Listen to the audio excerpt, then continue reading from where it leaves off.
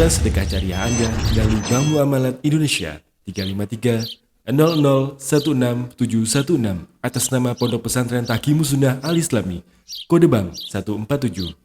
Informasi dan konfirmasi transfer SMS atau WhatsApp di 0813 7314 7983. Assalamualaikum warahmatullahi wabarakatuh.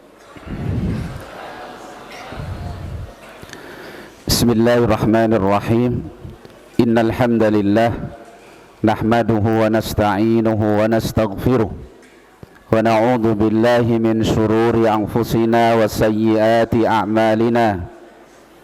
Man yahdihillahu fala mudilla lahu wa man yudlil fala hadiya lahu. Asyhadu an la ilaha illallah wahdahu la syarika lahu wa asyhadu anna Muhammadan abduhu wa rasuluh sallallahu alaihi wa ala alihi wa ashabihi wa sallama tasliman mazida. Ya ayyuhalladzina amanu taqullaha haqqa tuqatih wa la tamutunna illa wa antum muslimun. Ya ayyuhan nasu taqu rabbakumul ladzi khalaqakum min nafsin wahidah wa khalaqa minha zawjaha wa batha minhuma rijalan katsiran wa nisaa wattaqullaha alladzi tasaaluna bihi wal arham innallaha kana 'alaikum raqiba. Amma ba'du fa inna asdaqal hadithi kitabullah wa khairal hadi hadi Muhammadin sallallahu alaihi wasallam wa sharral umuri muhdatsatuha wa inna kulla muhdatsatin bid'ah wa kulla bid'atin dhalalah wa kulla dhalalatin finnar. Ma'asyiral muslimin wal muslimat, ikhwana fid din wa akhwati fillah rahimani wa rahimakumullah wa azzani Allah wa iyyakum jami'an. Kembali marilah kita meningkatkan syukur kita kehadirat Allah Subhanahu wa taala. Pada kesempatan malam hari ini Allah kembali melimpahkan nikmatnya yang demikian bermanfaat bagi kita. Diizinkan kita untuk bermajlis mempelajari sebagian dari perkara yang penting di dalam agama kita, yaitu tentang i'tiqad ahli sunnati wal jamaah, tentang para ashabi Rasulullah sallallahu alaihi wasallam. Kita lanjutkan pembahasan kita.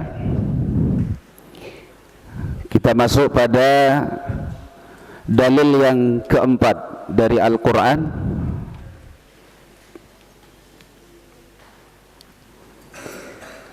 Dalil yang keempat dari Al-Quran tentang tazkiyah, pujian Allah Subhanahu wa taala akan kebaikan para ashabi Rasulullah sallallahu alaihi wasallam.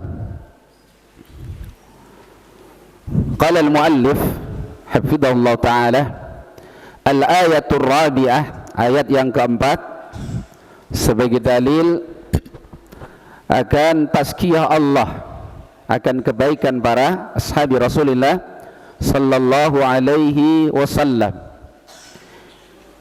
Qauluhu ta'ala, yaitu firman Allah Subhanahu wa taala dalam surat At-Taubah ayat nomor 100.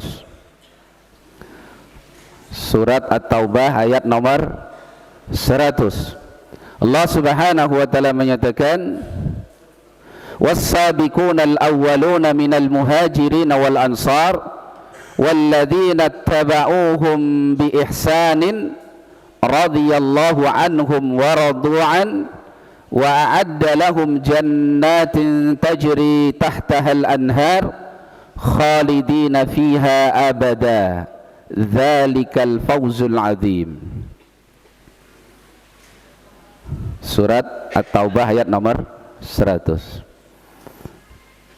Artinya, dan orang-orang yang terdahulu lagi awal dari kalangan al-muhajirin wal ansar,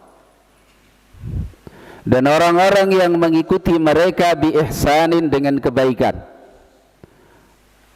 Allah ridha terhadap mereka dan mereka ridha terhadap Allah Subhanahu wa ta'ala.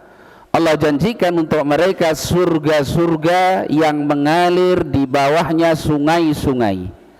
Kekal mereka di dalam surga tadi selama-lamanya, dan itulah keberuntungan yang sangat besar. Jadi ayat ini demikian jelas menunjukkan tazkiyah Allah Subhanahu wa ta'ala akan kebaikan para ashabi Rasulullah sallallahu alaihi wasallam. Ya. Was-sabiqunal awwalun, dan orang-orang yang awal pertama di dalam Islam. Para ahli tafsir menjelaskan yang dimaksud as-sabiqunal awwalun, mereka menafsirkan di antaranya alladzina sallau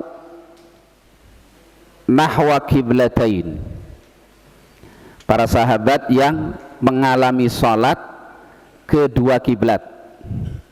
Jadi pertama kiblat kaum muslimin itu ke Baitul Maqdis. Mereka sebelum ada pemindahan kiblat ke Baitul Haram di Ka'bah, kaum muslimin salatnya adalah menghadap ke Baitul Maqdis.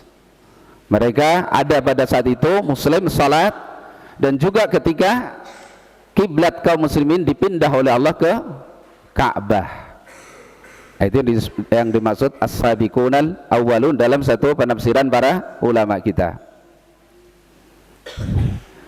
Di antara mereka ada yang menyatakan was-sabiqunal awwalun adalah ahlu bai'atir ridwan, para sahabat yang ikut bai'atur ridwan, yang kemarin di ayat yang pertama sudah disebutkan.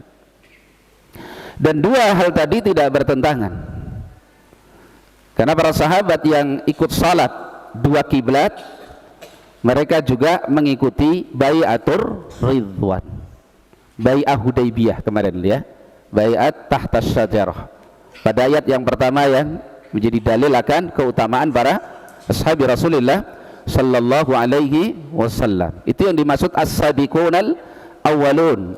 Ada sebagian yang menyatakan mereka seluruh al-muhajirin dan al-ansar, seluruh kaum muhajirin dan seluruh kaum ansar, itu masuk as-sabiqunal awwalun, orang-orang yang dahulu lagi pertama dalam Islam, ya. Kemudian walladzina taba'uhum. Jadi dalam ayat ini Allah Subhanahu wa ta'ala membagi manusia yang baik itu menjadi dua. Yang pertama jailul matbu, generasi yang diikuti, yaitu as-sabiqunal awwalun minal muhajirin wal ansar. Mereka matbu'un, generasi yang dijadikan panutan. Jelas ya? Ini bagian yang pertama. Jadi orang-orang yang baik ya hanya ini. Nanti dalilnya surat At-Taubah ayat 100. Pertama, generasi yang baik di umat Rasulullah SAW ini adalah jailul matbu, generasi yang dijadikan panutan, yang diikuti. Jailul qudwah, generasi qudwah, yaitu as-sabiqunal awwalun minal muhajirin wal ansar, hum ashabu Rasulullah sallallahu alaihi wasallam. Mereka adalah para sahabat. Jelas ini yang pertama. Dan kita jelas bukan bagian dari mereka. Kita bukan muhajirin, kita bukan ansar. Berarti tinggal bagian yang kedua. Kalau tidak ada di bagian yang kedua, maka termasuk orang-orang yang buruk, manusia yang jelek, tidak ada keutamaannya sama sekali, ya. Setelah Allah menyebutkan generasi para sahabat, Allah katakan walladzina taba'uhum bi ihsan, dan orang-orang yang mengikuti mereka, hum ashabi Rasulullah sallallahu alaihi wasallam. Dhamirhum kembali kepada as-sabiqunal awwalun minal muhajirin wal ansar, dan orang-orang yang mengikuti mereka. Ittiba dalam hal ini dijelaskan oleh para ulama fil i'tiqad, di dalam masalah akidah. Akidahnya tidak berbeda dengan akidahnya para as-sahabah. Enggak ada para sahabat yang mengatakan Allah di mana-mana. Allah tidak di atas, Allah tidak di bawah. Allah itu di ruang kosong. Allah lebih dekat dari urat leher saya. Enggak ada. Allah ada dalam hatiku. Enggak ada satupun ashabi Rasulullah sallallahu alaihi wasallam yang punya akidah seperti itu. Mereka semua berakidah bahwa Allah subhanahu wa ta'ala alin fauqas sama. Allah itu tinggi di atas langit, istawa ala arsyihi, istiwa di atas arsy-Nya. Berarti orang-orang yang akidahnya mengatakan Allah di mana-mana, Allah tidak di atas, tidak di bawah, tidak di depan, tidak di belakang, tidak di kanan, tidak di kiri, tidak jauh, tidak dekat. Artinya apa? Tidak ada. Berarti kan begitu. Ini tidak ittiba, meskipun mereka mengatakan ittiba kepada ashabi Rasulullah sallallahu alaihi wasallam, tapi mereka tidak walladzina tabauhum diikat dengan apa? Bi ihsan. Ihsannya tidak ada. Orang-orang munafik secara zahir juga mengikuti para sahabat. Mereka juga berperang. Mereka juga salat. Tapi mereka bukan bagian dari ashabi Rasulullah sallallahu alaihi wasallam, padahal mereka melihat Rasulullah sallallahu alaihi wasallam, bersama Rasulullah sallallahu alaihi wasallam mendahirkan Islam. Tapi mereka bukan ashabi Rasulullah sallallahu alaihi wasallam, karena dalam mengikutinya bukan dengan ihsan. Jelas ya? Ini penting diikat dengan kalimat walladzina tabauhum bi ihsan. Diikuti akidahnya. Al-Quran kalamullah. Ini akidah para sahabat. Enggak ada satupun sahabat yang mengatakan Allah bicara tanpa huruf, tanpa suara, tanpa makna, atau hanya sekedar makna yang tersimpan pada dirinya Allah subhanahu wa ta'ala, sehingga Al-Quran adalah makhluk.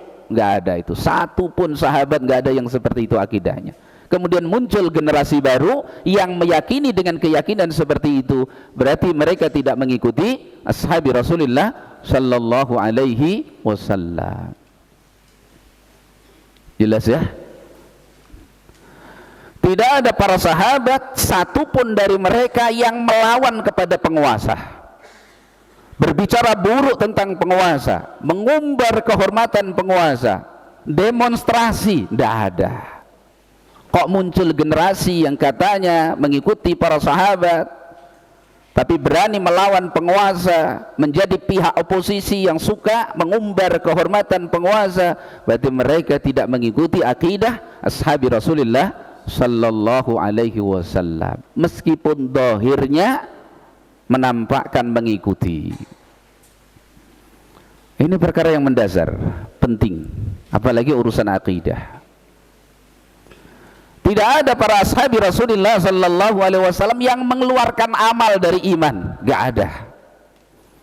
Mereka meyakini dengan keyakinan yang pasti bahwa amal adalah bagian yang tidak terpisahkan dari al-iman. Iman adalah i'tiqad fil qalbi, qaulun bil lisan, amalun bi al-jawarihi wal arkan. Kok muncul pemahaman berikutnya, ada kelompok yang mengeluarkan amal ibadah seseorang dari iman, maka ini tidak mengikuti ashabi Rasulullah sallallahu alaihi wasallam. Jelas ya? Ini prinsip harus begitu. Manhaj kita adalah manhaj ashabi Rasulullah sallallahu alaihi wasallam. Yang salah harus dicocokkan dengan mereka, harus dikoreksi, karena mereka adalah generasi al-qudwah, contoh. Allah sebutkan disanjung dalam Al-Quran, itu bukan hanya berita kosong, tapi agar kita mencontoh mereka, karena mereka adalah orang-orang pilihan. Mereka sudah dikabarkan bahwa mereka sudah persiapkan oleh Allah subhanahu wa ta'ala jauh-jauh waktu sebelum datangnya umat ini. Bahkan sudah tertulis di dalam kitab At-Taurah. Kitab Taurat berapa tahun ditulis oleh Allah secara utuh sebelum diciptakan Adam? Kamsanah, berapa tahun? 40 tahun sebelum Allah menciptakan Adam.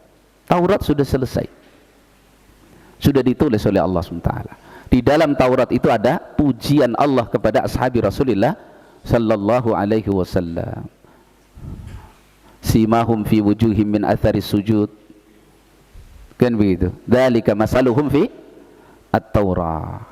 Dari Muhammadur Rasulullah walladzina ma'ahu asyiddau 'alal kuffar ruhama bainahum tarahum ruk'an sujjadan yabtaghuna fadlan minallahi wa ridwana simahum fi wujuhihim min atharis sujud dzalika masaluhum fi at-Taurah. Jadi di Taurat sudah ada keterangan tentang ashabi Rasulullah sallallahu alaihi wasallam. Ya, begitu. Naam. Wal aqwal, mengikuti para sahabat di dalam petuah-petuah mereka, ucapan-ucapan mereka, pendapat-pendapat mereka diikuti. Wal a'mal, di dalam praktek amal ibadah mereka dicontoh para sahabat. Ya, talaban limardatillahi ta'ala, hal itu dilakukan dalam rangka untuk meraih keridhaan Allah subhanahu wa ta'ala. Ini orang-orang yang walladzina taba'uhum bi ihsan, orang-orang yang mengikuti para sahabat dengan cara yang baik. Ya, na'am.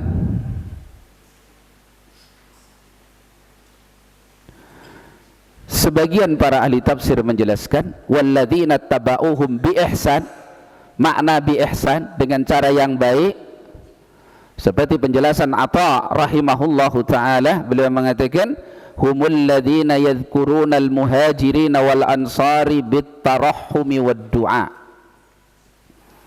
Mereka adalah generasi yang kalau menyebut para sahabat dari kalangan muhajirin dan ansar, selalu mereka mendoakan rahmat dan mendoakan kebaikan untuk mereka. Itu yang makna bi ihsan, mengikuti mereka dengan kebaikan, yaitu menyebut para sahabat dengan sebutan yang baik, bukan generasi yang mencela para sahabat, mencaci para sahabat, membenci para sahabat, bahkan apalagi generasi yang mengkafirkan faliyadzubillah para ashabi Rasulullah sallallahu alaihi wasallam. Ternyata ada seperti itu.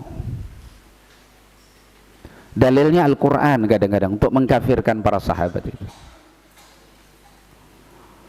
Subhatnya tinggi, makanya kita harus mendekat kepada ilmu bimbingan para ulama.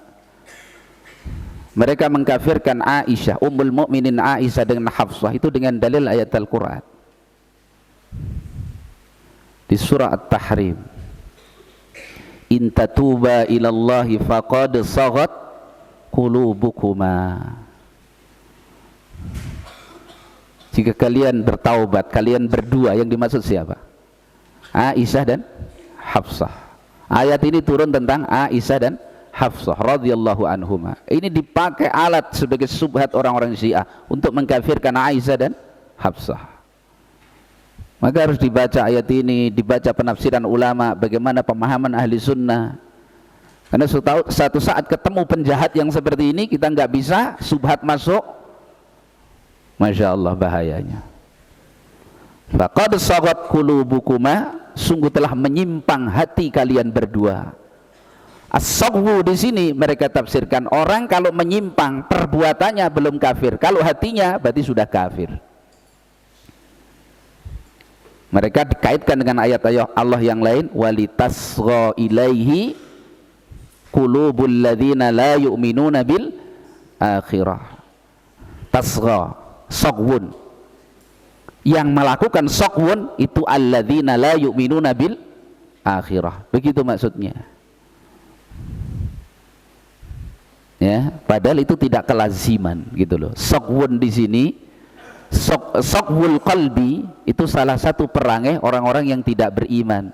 Tapi tidak harus yang punya saghwun seperti ini dihukumi tidak beriman. Coba, Masya Allah, dalilnya ayat Al-Quran. Al-Quran di sisi lain memuji para sahabat, di sisi lain dijadikan alat untuk mengkafirkan sahabat. Maka kita katakan ayat Allah itu tidak mungkin berbenturan. Jelas ya? Ini Anda sampaikan jangan disubhat, jangan. Tapi supaya ketika kita mendapati seperti itu, ahli bidah itu kadang-kadang hafal Quran. Ahli sunnah seringnya tidak hafal Al-Quran itu. Ya, tapi hujjah Allah itu diberikan kepada ahlul haq. Allah akan tolong selama kita kembali kepada Al-Quran, kepada sunnah Rasulullah SAW, kepada hadyul ulama, bimbingan para ulama. Maka jangan tinggalkan orang yang berilmu, jangan. Ya, ketika manusia meninggalkan orang-orang yang berilmu, dia akan berteman dengan orang-orang yang semisalnya. Lalu siapa yang menasihati dia ketika dia menyimpang? Akhirnya berani menyimpulkan sesuatu hanya sekedar dengan akal fikirannya sendiri, merasa dirinya bisa.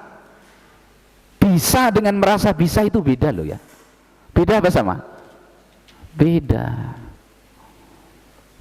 Nas'alullah as-salamah. Ya, maka satu saja sahabat dibenci, apalagi juga dicela, apalagi dikafirkan, maka wallahi orang tersebut tidak akan mendapatkan taufik dari Allah Subhanahu wa taala.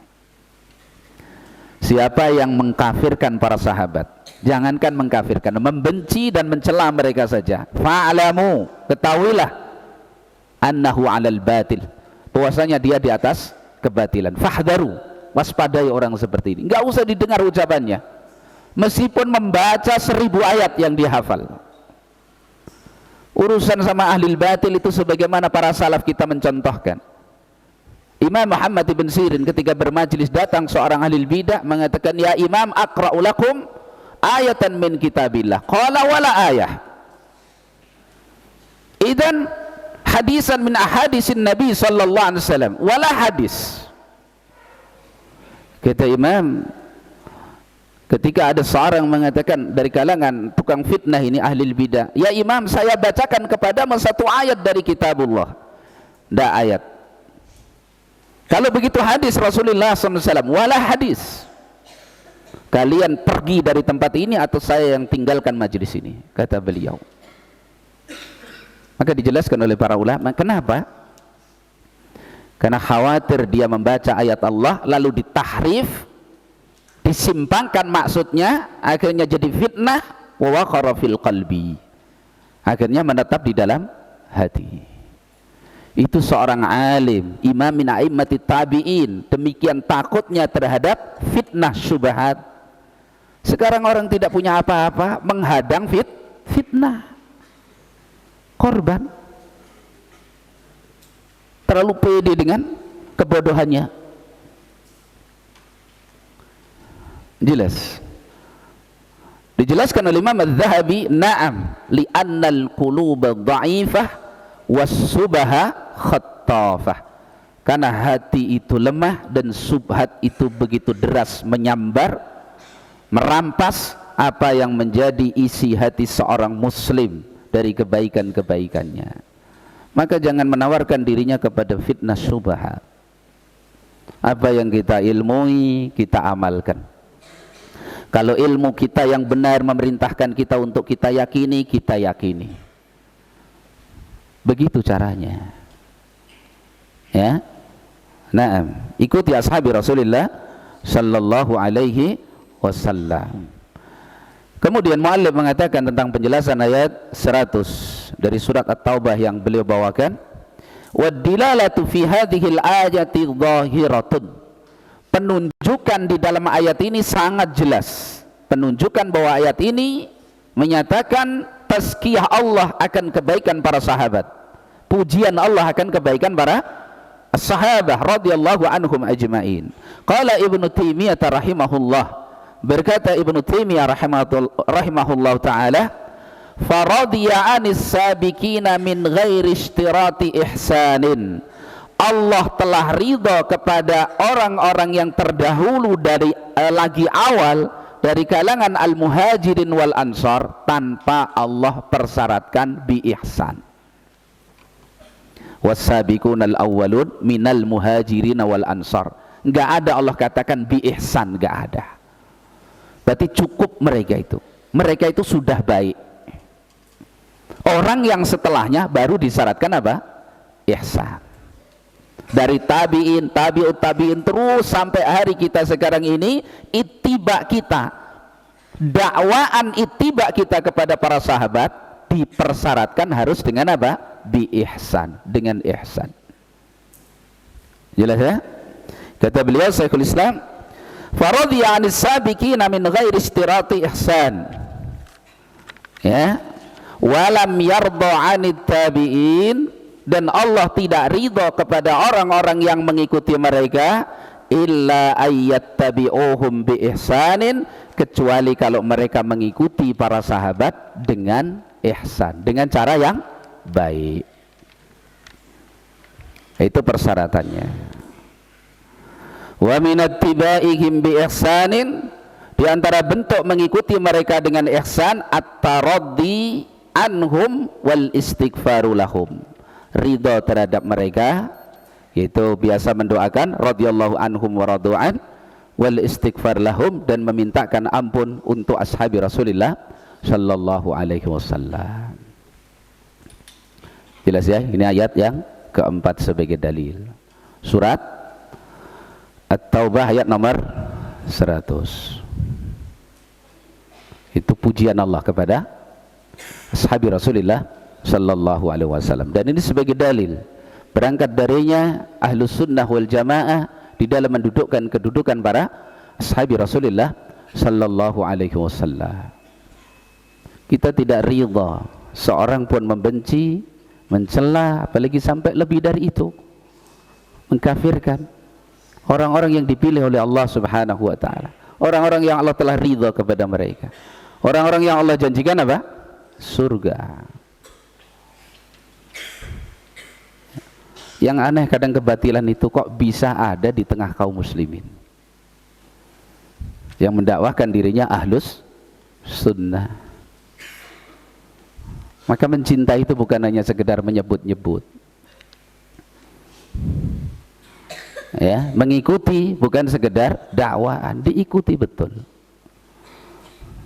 cara beragama mereka, ya. Nah, kemudian dalil berikutnya, al-ayatul khamisah, dalil yang kelima, qauluhu ta'ala, firman Allah Subhanahu wa ta'ala dalam surat Al-Hadid ayat nomor 11. Surat Al-Hadid ayat nomor 11. Qauluhu ta'ala, firman Allah Subhanahu wa ta'ala, la yastawi minkum man anfaqa min qablil fathi wa qatal, ulaika a'zamu darajatan minal ladzina anfaqu min ba'du wa qatalu wa kullu wa'adallahu al-husna. Surat Al-Hadid ayat nomor 11. La yastawi minkum man anfaqa min qablil fathi wa qatal, ulaika a'zamu darajatan minal ladzina anfaqu min ba'du wa qatalu wa kullu wa'adallahu al-husna. Tidak sama di antara kalian antara orang yang berinfak min qablil fathi, sebelum terjadinya al-fatah. Yang dimaksud al-fatah di sini ada dua pendapat ulama. Yang pertama, Fathul A'zam, yaitu Fathu Makkah. Berarti sebelum Fathu Makkah, ya, sebelum Fathu Makkah. Fathu Makkah tahun berapa ini? Yang belajar sirah ini, tahun berapa Hijriyah? Fathu Makkah. Ini Fathul A'zam, pembukaan kota Makkah. Tahun berapa?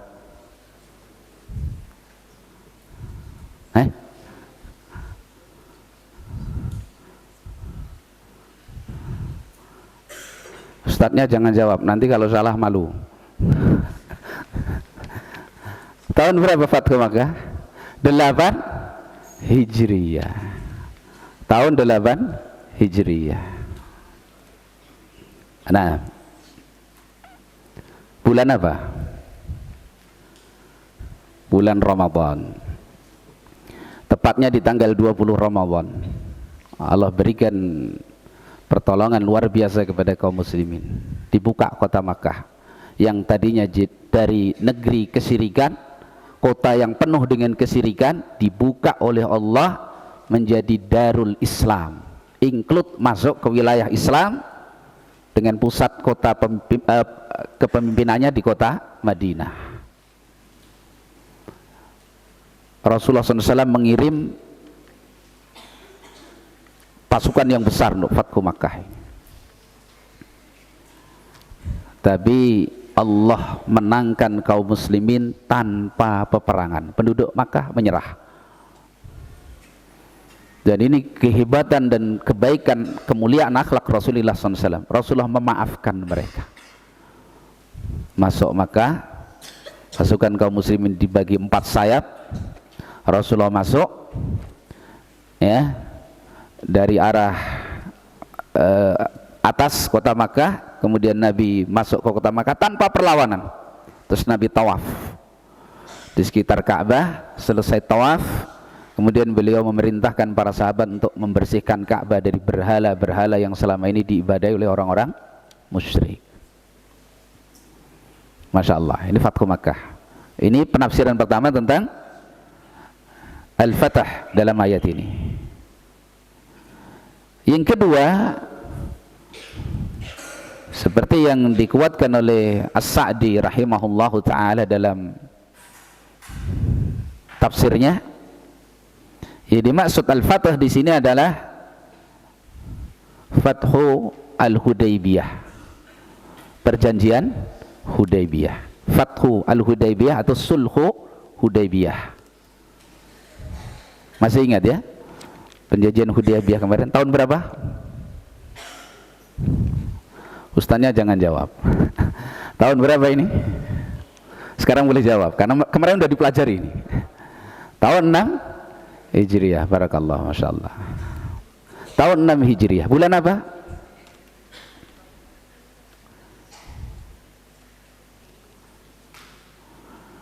Taib. Tahun berapa? 6 Hijriah. Jadi 2 tahun sebelum Fathu Makkah. Rasulullah maunya umrah ini, tapi dihadang sama orang-orang musyrik. Ya, akhirnya nggak jadi umrah balik. Terjadilah perjanjian Hudaybiyah, yang secara zahir perjanjian ini merugikan kaum muslimin. Maka sampai Umar protes sama Nabi SAW. Protes sama Nabi. Sampai akhirnya Umar itu nyesel. Ingat itu nyesel, kenapa dulu saya protes sama Rasulullah SAW. Sampai orang-orang yang cerdas mengatakan, andaikan saya hanya kembali kepada kecerdasan saya, saat itulah saya menggugat Rasulullah SAW. Karena perjanjian Hudaybiyah itu enggak seimbang, rugi kaum muslimin kalau dilihat dari poin-poin dalam perjanjian tersebut. Tapi ini Rasulullah, wa ma yantiqu anil hawa in huwa illa wahyu yuha. Disinilah pelajaran penting bagi setiap muslim agar taat secara mutlak kepada Rasulnya yang mulia sallallahu alaihi wasallam, secerdas apapun dia. Maka dengan perjanjian ini 10 tahun genjatan senjata, damai, nggak ada permusuhan, nggak ada lagi pertikaian, nggak ada peperangan antara orang musyrikin dengan kaum muslimin. Kaum muslimin dan sekutunya, karena ada kabilah musyrik yang bersekutu kepada kaum muslimin, ada kabilah yang bersekutu kepada orang-orang musyrik di Makkah. 10 tahun nggak boleh ada keributan, udah muamalah berjalan. Kurang lebih 2 tahun dikhianati perjanjian ini, ya. Mereka minta maaf, Rasul sudah nggak memaafkan, kirim pasukan besar ke Makkah. Itulah Fathu Makkah, kemenangan yang Allah janjikan, fathan qaribah, ya. Nah, 2 penafsiran tentang masalah Al-Fatah di sini, ya, yang dimaksud dengan Al-Fatah. Kembali pada ayatnya, la yastawi minkum man anfaqa min qablil fathi wa qatal. Tidak sama di antara kalian dari para sahabat yang berinfak sebelum Fathu baik itu Fathu Mekah atau Hudaybiyah. Kalau pakai Fathu Mekah masuk di dalamnya Sulhu Hudaybiyah karena terjadi sebelumnya. Kenapa As-Sa'di memilih Sulhu Hudaybiyah ini? Karena dengan sebab perjanjian Hudaybiyah sampai Allah memberikan kemenangan pada Fathu Makkah. Orang-orang musyrik masuk ke dalam Islam afwajan, berbondong-bondong, banyak dengan sebab itu. Keuntungan yang sangat besar. Ya. Nah, jadi andaikan Al-Fathu itu ditafsirkan dua-duanya, maka mencakup, yang satu mencakup yang lain. Hudaybiyah adalah pintu gerbang Fathu Makkah, Fathu Makkah adalah hasil dari Hudaybiyah. Supaya tidak berbenturan. Ya. Tidak sama di antara kalian orang-orang yang berinfak sebelum Fathu Makkah, waqatal dan berperang pada saat itu, kata Allah, merekalah yang lebih banyak, lebih agung derajatnya daripada orang-orang yang menginfakkan hartanya setelah Al-Fatah, setelah Fathu Makkah. Waqatalu dan berperang setelah itu.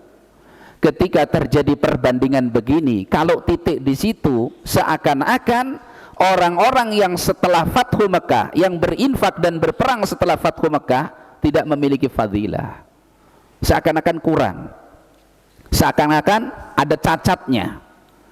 Untuk mengantisipasi munculnya pemahaman seperti itu, Allah yang ilmunya sempurna melanjutkan ayatnya, wa kullu wa'adallahul husna. Baik yang sebelum Fathu Makkah ataupun yang setelah Fathu Makkah, masing-masing Allah janjikan untuknya al-husna. Yang dimaksud al-husna al-jannah, surga.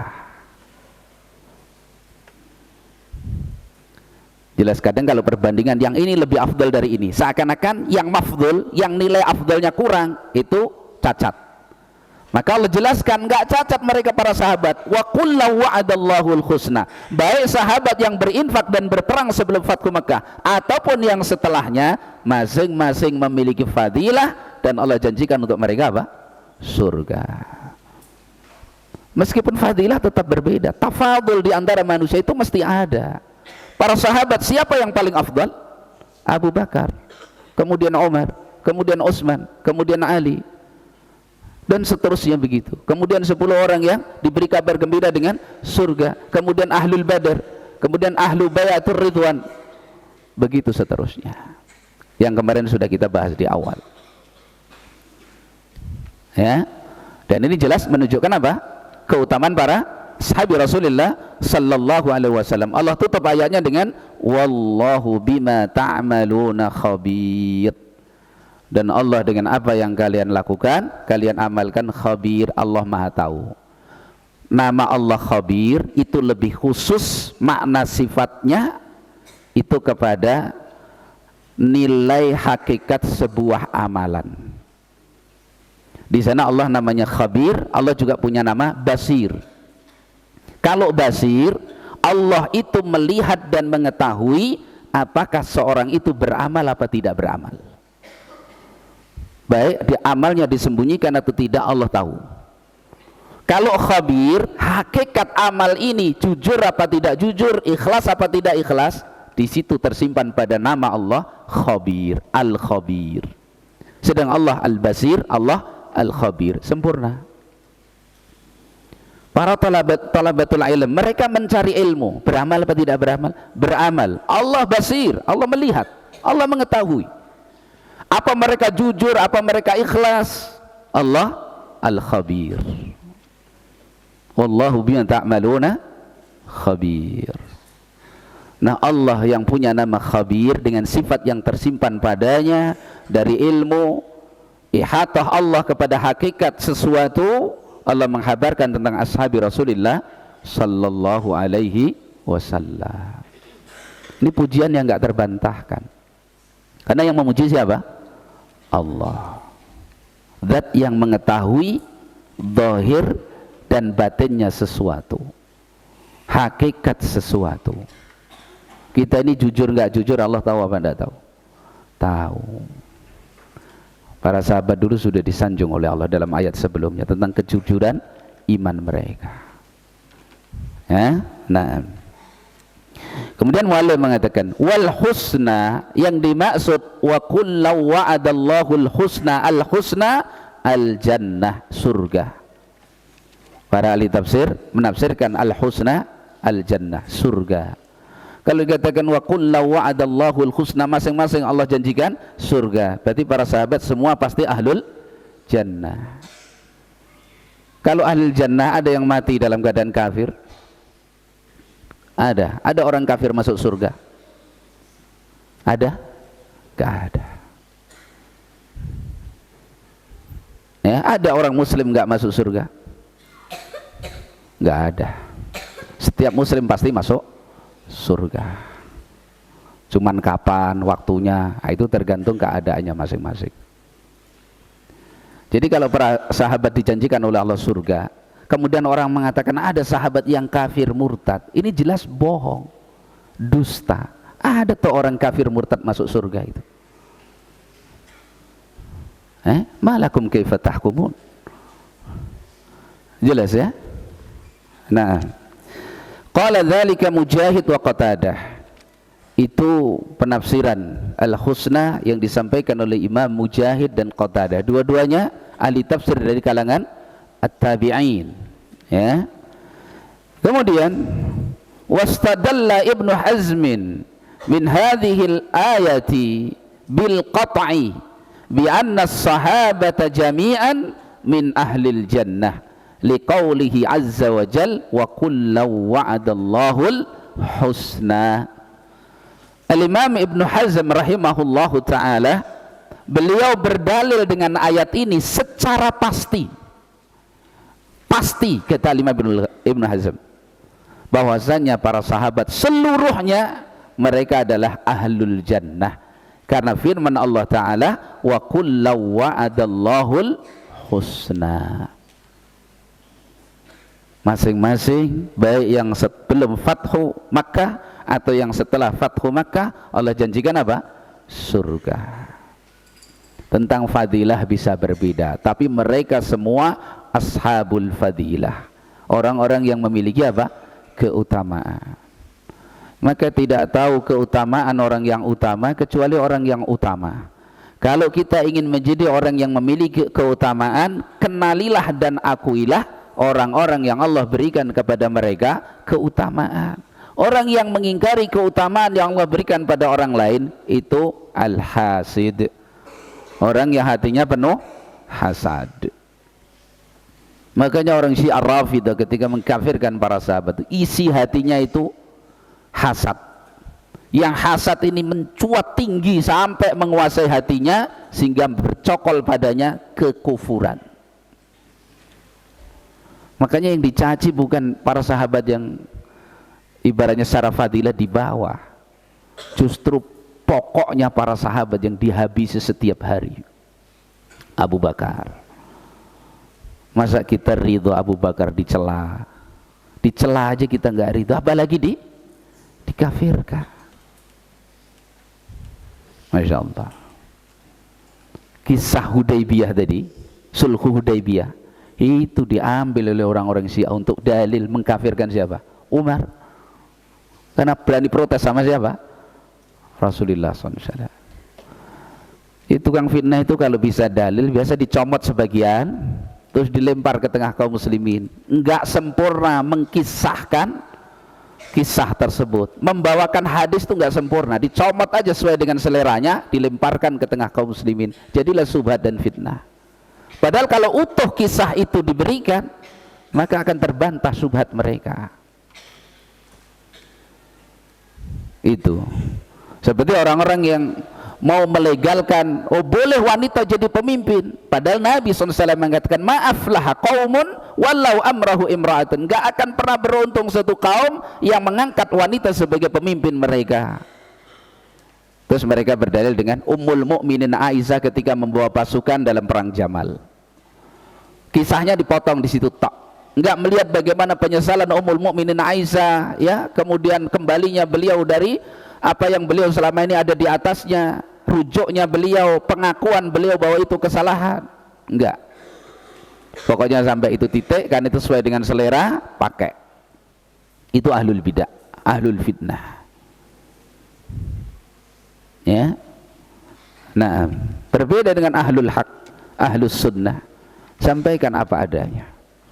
Ahlul haqqi yaquluna ma lahum wa yaquluna ma alaihim. Wa amma ahlul batil yaquluna ma lahum wa yaktumuna ma alaihim. Ahlul haq itu bicaranya apa adanya, baik menguntungkan atau dirasa itu mengkritik dirinya, sampaikan. Sedangkan ahlul batil menyampaikan apa yang dirasa menguntungkan dirinya, yang kira-kira menghantam dirinya dari dalil, sembunyikan rapat-rapat.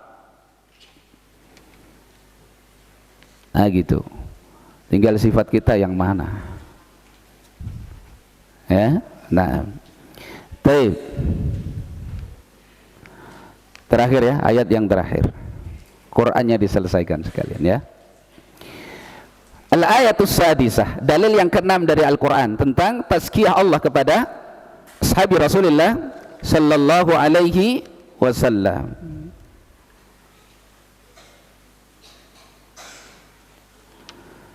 Qauluhu ta'ala, firman Allah subhanahu wa ta'ala dalam surat At-Taubah ayat 117. Kisah perang Tabuk ini.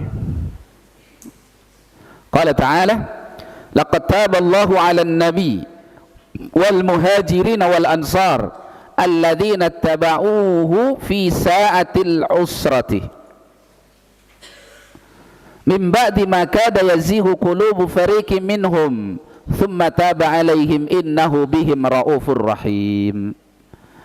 Sungguh Allah telah memberikan taubat atas nabinya sallallahu alaihi wasallam dan atas kaum muhajirin, para sahabat muhajirin dan sahabat ansar, orang-orang yang mereka mengikuti Rasulullah sallallahu alaihi wasallam fi saati al-usrah, di waktu-waktu sedang sulit. Saatil usrah itu perang Tabuk. Ya. Perang Tabuk tahun berapa ini?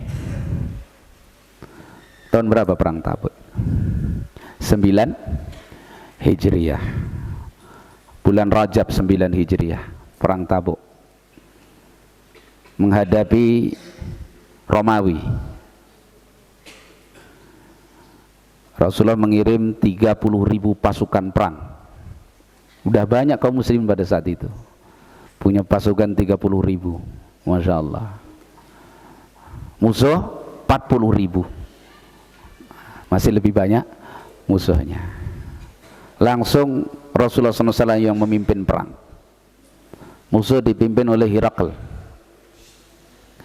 Heraklius kalau bahasa di buku itu. Ya, itu perang Tabuk dalam keadaan kemarau panjang, paceklik, kaum muslimin kelaparan, perang. Rasulullah SAW mengajak kaum muslimin perang, berangkat perang. Maka Nabi SAW memompa para sahabatnya, memotivasi untuk bersedekah, berinfak. Itulah kisah Abu Bakar datang dengan seluruh hartanya. Umar menginfakkan separuh hartanya. Utsman berinfak tanpa batas. Semua berinfak. Sampai ada sahabat yang nggak punya apa-apa karena fakir, nggak bisa berinfak, melihat kalau di masjid melihat saudaranya bawa sedekah, dia hanya menangis karena nggak ada yang untuk sedekah. Ya, sampai kisah akhirnya dia sedekahkan kehormatannya. Dia halalkan orang-orang yang selama ini bicara tentang kehormatannya. Sedekahnya ternyata diterima oleh Allah Subhanahu wa taala. Dan ini kehidupan para sahabat. Kalau untuk berlomba kepada Allah, subhanallah sambutannya. Dibacakan ayat tentang ayo kita bersedekah, ayo kita berinfak, sambutannya luar biasa. Dan ini masalah iman. Yang hari ini ayat-ayat yang dipakai Nabi untuk memompa para sahabat pada perang Tabuk ini dibacakan kepada kaum muslimin hari ini, kadang-kadang nggak menggerakkan apapun. Ya insya Allah udah. Nah itu, ini masalah keimanan. Datang Abu Bakar seluruh hartanya, sampai ditanya oleh Rasulullah SAW, apa yang ketinggalkan untuk keluargamu? Kok semua hartamu kamu infakkan kepada untuk jalan Allah Subhanahu wa taala. Abu Bakar yang tawakulnya luar biasa sempurna ini mengatakan, taraktu lahum Allah wa rasulah, aku tinggalkan untuk mereka Allah dan Rasulnya. Berani begitu sekarang. Masya Allah, ini keimanan yang luar biasa. Pada saat itu perlombaan para sahabat luar biasa, sampai Umar, ini kesempatan saya mau kalahkan Abu Bakar, bawa separuh hartanya. Begitu sampai di hadapan Rasulullah, ternyata Abu Bakar seluruh hartanya. Wallahi, kata Umar, saya nggak pernah bisa mengalahkan Abu Bakar dalam kebaikan. Masya Allah, sahabi Rasulullah Sallallahu Alaihi Wasallam, itu infaknya. Jangankan harta, lo nyawa diinfakkan lo untuk membela Rasulullah Sallallahu Alaihi Wasallam. Terus orang-orang sekarang yang kayak kita ini, iman lemah, ilmu sedikit, akhlak compang-camping, kok berani mengomentari ashabi Rasulullah Sallallahu Alaihi Wasallam. Masya Allah, begitu berinfak hanya mungkin 0,0% dari harta kita berinfak, nggak berarti itu sudah takut miskin, sudah khawatir nanti saya makan apa. Tawakulnya kepada Allah itu sangat lemah. Masya Allah ya. Ini memang generasi yang luar biasa, orang-orang yang dipilih oleh Allah Subhanahu wa taala. Tapi cobalah dicontoh. Gak usah khawatir ketika kita ini bersama Allah Subhanahu wa taala. Orang yang kaya itu bukan orang yang hartanya banyak. Orang yang kaya itu orang yang berinfak. Dia penghasilan 1 bulan barangkali 500.000, tapi berinfak 5.000 rutin, itu orang kaya. Lah penghasilannya 1 juta, 2 juta, 4 juta, 5 juta, 10 juta, enggak berinfak, fakir, miskin, kasihan dia. Kasihan betul sama orang seperti itu. Mati mau bawa apa dia? Sudah yang paling jelimet hisapnya itu adalah harta. Yang lain ditanya 1, harta itu ditanya 2. Min aina iktasaba wa ila aina anfaqa. Dari mana didapat, kemana dinafkahkan. Itu untuk beli televisi kan udah punya, kurang gede. Itu beli balon, balon jadi beli loh. Ini karena bingung menafkahkan hartanya, tapi dikasih petunjuk untuk dibawa kepada Allah dan Rasulnya, muncul bakhilnya. Maka apa kemarin kata Allah itu, wa may yuqassuha nafsihi faulaika humul muflihun. Orang-orang yang Allah selamatkan dari sifat kikir itu, mereka orang-orang yang beruntung. Dan kita ini termasuk penyakit diantara kita yang harus kita obati, akhwah rahimani wa rahimakumullah. Kita ini senang sekali menyebut kebaikan kita, seakan-akan gak takut kalau kita, keikhlasan kita ini tercacatkan.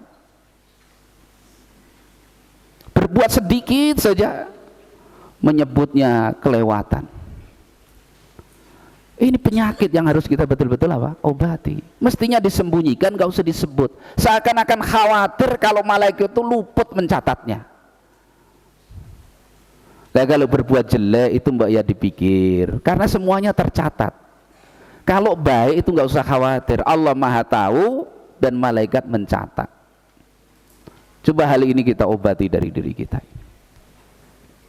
Ya, kadang-kadang godaan setan nggak terasa itu menggiring kita untuk berbuat apa? Riya. Riya karena nggak ada orang lihat, disum'ahkan. Karena itu ulama, sum'ah dengan riya itu saudara kembar, nggak bisa dipisah. Kalau nggak bisa dilihat, diperdengarkan. Itu. Kadang idlal ala Allah. Idlal itu apa? Pamer amal sama Allah.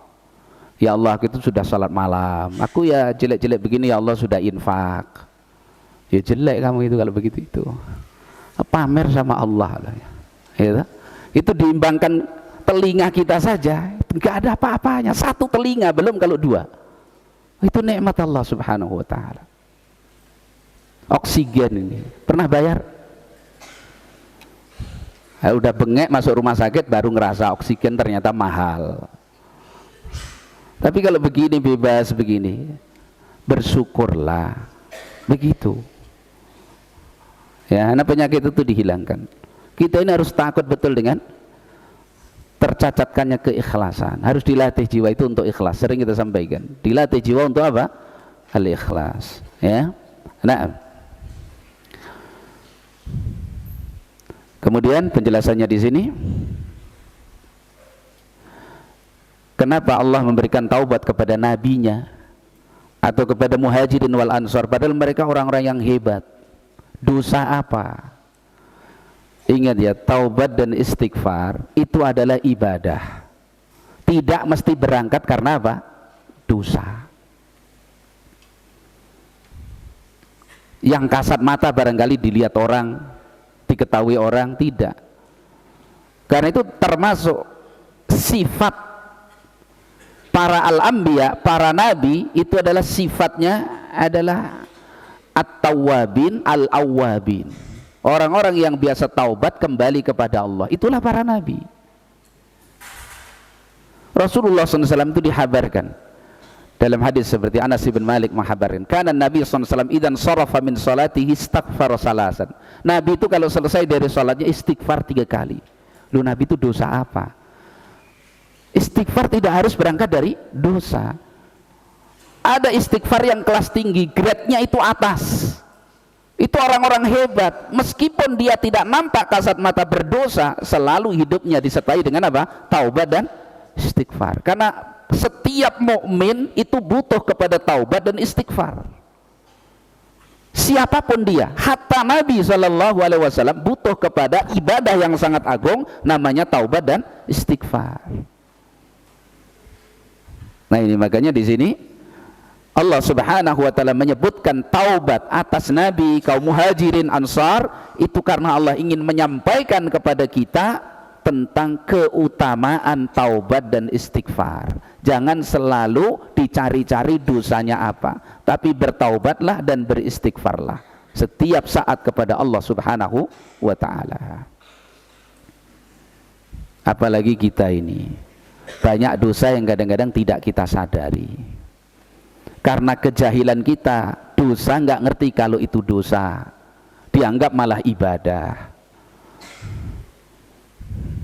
Ya, nah itu penyebutan taubat atas Nabi, karena Allah ingin memuji, menyampaikan pujiannya akan fadilah taubat dan anjuran Allah kepada hambanya untuk bertaubat, beristighfar kepada Allah Subhanahu wa ta'ala. Karena setiap mukmin tidak ada kecuali dia butuh kepada taubat dan istighfar. Maka perbanyak itu, ya, dan jangan merasa tidak punya dosa, ya, karena merasa tidak punya dosa itu sudah dosa. Selalu taubat dan istighfar kepada Allah. Baik. Wa qad hadara ghazwata tabukin jami'u man kana mawjudan minas sahabah, dan sungguh telah mengikuti perang Tabuk ini semua yang ada pada saat itu dari kalangan para sahabat. Semua ikut, wajib ikut semuanya, ya. Perjalanan jauh, panas, dalam keadaan paceklik gitu ya, Masya Allah, ini ujian betul yang luar biasa. Tapi tidak ada sahabat yang tertinggal. Nanti akan dikecualikan dalam penjelasan di ayat ini, ya. Illa man adarallahu minan nisa'i wal ajazah, kecuali orang-orang yang Allah kecualikan, wanita nggak ikut jihad, dan orang-orang yang lemah, barangkali sakit, atau orang yang sudah tua renta, itu memang udzur untuk tidak ikut perang, ya. Semua berangkat selain itu. Ammas salasatul ladzina khullifu, adapun ada 3 orang yang pada perang Tabuk ini tertinggal perang, mereka enggak ikut perang, padahal bukan golongan orang-orang yang lemah dan bukan wanita, ya. Faqad nazalat taubatuhum ba'da dzalik, maka Allah turunkan taubatnya, berikan taubatnya kepada 3 orang ini, 3 sahabat utama ini. Setelah selesainya perang Tabuk, Rasulullah kembali, mereka menyampaikan apa yang ada pada mereka kepada Rasulullah SAW, Lalu Rasulullah SAW menghajar mereka. Kejujuran mereka dihajar. Tidak diajak bicara, salam tidak dijawab, tidak dimuamalai sebagaimana biasanya, namanya dihajar. Dan itu dari Nabi. Ya, maka menghajar itu dari seorang yang punya power, punya kekuatan, punya kemampuan. Jangan lemah sendiri menghajar, ya tambah mati dia. Kadang-kadang sebagian salafin itu Masya Allah ya, sudah lemah sedikit menghajar, yang dihajar temannya sendiri, ya susah. Yang salam cuman saman itu, ya toh? Temannya yang jawab salam cuman dia lah dihajar, nggak ada lagi sudah di dunia ini. Muwahhid kan gitu ya, sendirian. La haula wala quwata illa billah. Ya. 3 sahabat itu ya. Hilal ibn Abi Umayyah, Ka'ab ibn Malik, ya. Kemudian Murarah ibn Rabi radhiyallahu anhum. Mereka 3 sahabat utama yang tertinggal dari perang Tabuk, yang dihajar oleh Nabi sampai 50 hari, sehingga turun taubat dari Allah Subhanahu wa taala. Allah menjelaskan tentang kejujuran iman dan taubat mereka. Berarti selesai sahabat, nggak ada yang jelek, nggak ada yang tidak diberi taubat oleh Allah Subhanahu wa taala. Ya, ini kisah perang Tabuk. Tentang taubat mereka di At-Taubah ayat berikutnya. Ini kan 117 ini. Laqad taballahu 'alan nabi al-muhajirin wal ansar ila akhirih, sampai akhir itu At-Taubah ayat 117. Tentang taubatnya 3 sahabat tadi yang tertinggal perang Tabuk tadi di ayat 118-nya. Nanti dilihat di sana. Ya. Baik. Jadi itu dalil-dalil yang disebutkan oleh al-muallif hafizahullah taala dari ayat-ayat Al-Qur'an tentang, bahkan itu baru sebagian, tidak bisa disebutkan seluruhnya. Sebagian kecil dari ayat-ayat Allah Subhanahu wa taala yang menunjukkan bagaimana tazkiyah Allah akan kebaikan para sahabat. Pujian Allah dan sanjungan Allah akan adilnya para sahabat, akan baiknya mereka. Dan ini menunjukkan kepada kita kaum muslimin tentang bagaimana kedudukan ashabi Rasulullah sallallahu alaihi wasallam. Karena itu Ahlussunnah wal Jamaah bersepakat para sahabat adalah generasi yang adil, generasi yang baik, generasi yang ada pada mereka adalah contoh kebaikan, uswatun hasanah. Tidak dicela dan tidak sibuk membicarakan tentang apa yang menjadi ijtihad mereka, yang kemudian terjadi sesuatu yang peperangan barangkali atau fitnah, ya, tidak sibuk membicarakan hal itu, karena hal itu tidak bisa disejajarkan dengan kebaikan-kebaikan para ashabi Rasulullah sallallahu alaihi wasallam. Dan itu berangkatnya karena ijtihad, bukan karena kecenderungan hawa nafsu mereka akan dunia ini, ya. Nah, demikian yang kita pelajari pada kesempatan malam hari ini. Kurang lebihnya ana mohon maaf. Mudah-mudahan apa yang kita baca, kita dengar dan kita pelajari menjadi ilmu yang bermanfaat bagi kita, membuahkan akidah yang lurus, membuahkan amal yang saleh, dan menjadi bagian dari wasilah kita untuk kita bawa menghadap Allah Subhanahu wa taala dengan kejujuran dan keikhlasan. Dan dengan itu mudah-mudahan Allah ridha kepada kita, memasukkan ke dalam rahmatnya dan surganya yang penuh dengan kenikmatan. Wallahu alam bisawab. Sallallahu wasallam wa baraka ala nabiyyina Muhammadin wa ala alihi wa sahbihi ajma'in. Wassalamualaikum warahmatullahi wabarakatuh.